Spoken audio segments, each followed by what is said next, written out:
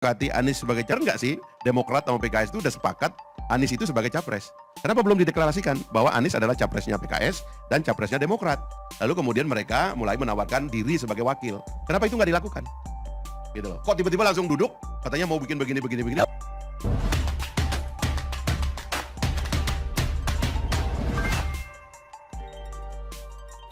Ngeri. Fahri Hamzah kritik Anies. Kadrunista serang balik pakai kata babi. Ditulis oleh Ferry Patli dari siwar.com. Karakter orang memang berbeda-beda dan tidak bisa disamakan. Ada yang baper seperti SBY, tidak bisa disamakan dengan Prabowo yang temperamen. Begitupun ada yang suka bekerja keras seperti Jokowi, tidak bisa disamakan dengan orang yang suka ngomong doang seperti Abbas. Termasuk ada juga orang-orang yang kritis di negeri ini. Di antaranya adalah Fahri Hamzah.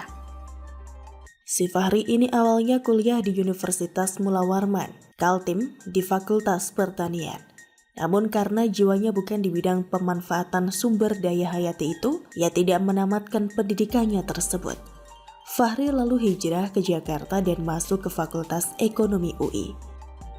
Di UI inilah jiwa aktivisnya mulai berkembang dengan pesat.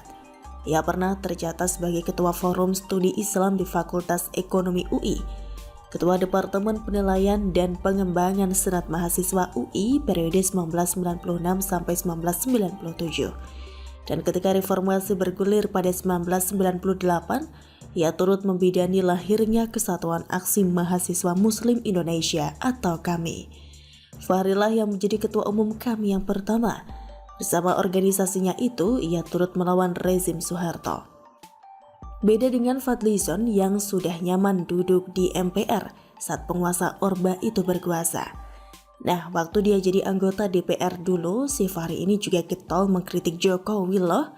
Ia pernah mengatakan pemerintahan Jokowi JK lemah dan bodoh.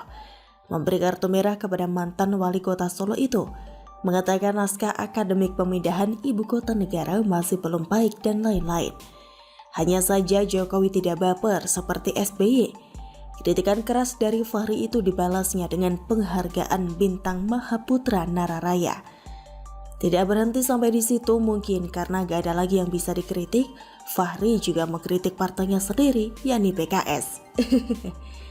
Pertama, ia menyindir pernyataan Presiden PKS sebelumnya, Sohibul Iman, yang memperbolehkan kadernya untuk menggunakan kampanye negatif. Mungkin Pak Sohibul mau menanggung dosanya kali. Tanya lagi ke dia mau menanggung dosanya, ujar Fahri kala itu. Kedua, ia juga pernah mengkritik PKS yang mengusulkan cawagup DKI yang tidak dikenali oleh masyarakat, yakni Agung Yulianto dan Ahmad Saihu. Karena kedua orang ini kurang terkenal, terakhir beneran ditolak oleh fraksi Golkar dan Hanura di DPRD DKI untuk menjadi wagub. Lantaran kritis terhadap partainya itulah Fahri dipecat dari PKS. Dari sini dapat kita ketahui bahwa ternyata PKS itu anti kritik. Meskipun beberapa kadernya seperti Mardani Alisera dan Hidayat Nur Wahid suka mengkritik orang. Namun karena politisi asal NTB itu bukan politisi digoreng dadakan seperti AHY, PKS sama sekali tidak pernah mampu menumbangkannya. Padahal usaha untuk mendepak Fahri tersebut sudah dilakukan sejak 2016 silam. Betul kata orang dulu, bagaimana mau ganti presiden kalau ganti Fahri Hamzah saja PKS tidak mampu? Terbukti pada Pilpres 2019, Jokowi yang mau diganti oleh Mardani Alisera DKK dengan Prabowo malah terpilih jadi presiden lagi. Nah sekarang si Fahri ini memang sudah tidak di PKS lagi, tapi bukan karena dipecat.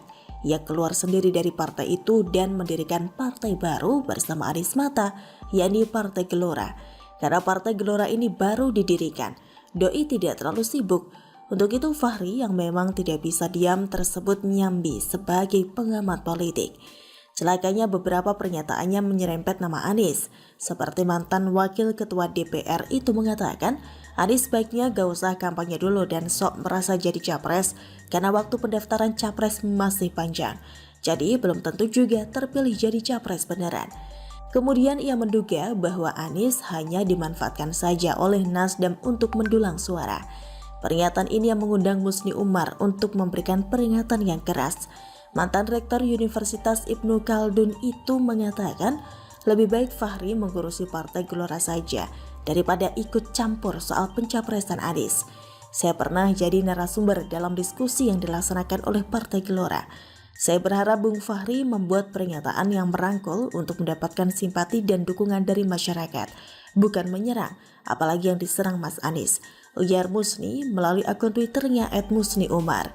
Yang cuitan tersebut dikomentari oleh pendukung Fahri melalui akun Twitter @manajerkaravan. Orang yang suka Fahri Hamzah dasarnya adalah pikiran dia, bukan orangnya. Lalu dikomentarilah pernyataan itu oleh relawan Anies melalui akun Twitter @anisrashid.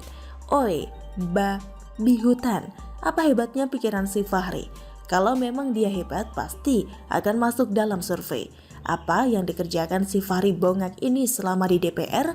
Kau sebutkan satu saja kelebihan si Fahri ini dari Pak Anies. Dasar otak udang kau. Ngeri juga omongan pendukung Anies yang juga dikenal sebagai kadrunista itu. Tanpa tedeng aling-aling pakai bahasa kebun binatang. Kayaknya gak pernah diajari budi pekerti dan akhlakul karimah deh oleh orang tuanya dulu. Sehingga dia jadi anak yang kurang ajar. Inikah yang disebut oleh Anies kala itu? Perilaku pendukung mewakili sifat yang didukung? Bagaimana menurut Anda?